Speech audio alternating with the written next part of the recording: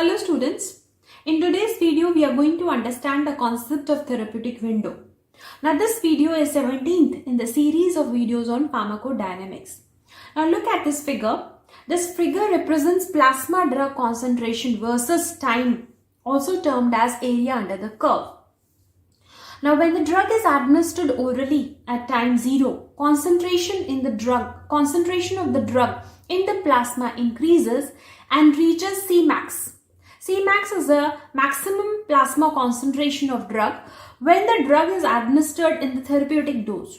If very high dose is given, then plasma concentration of drug further rises. It goes beyond Cmax and it can produce the toxic effect. So if accidentally or by any other reason, instead of therapeutic dose, higher dose is administered, plasma drug concentration further rises, it goes beyond Cmax. Now this concentration of drug, that is MEC, is the minimum effective therapeutic concentration. It is the smallest effective therapeutic concentration of drug which produces the therapeutic effect. Concentration of drug below this concentration produces no effect.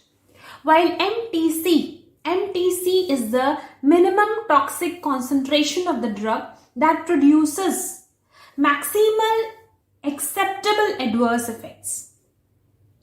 Now drug concentration more than MTC produces toxicity, which is unacceptable.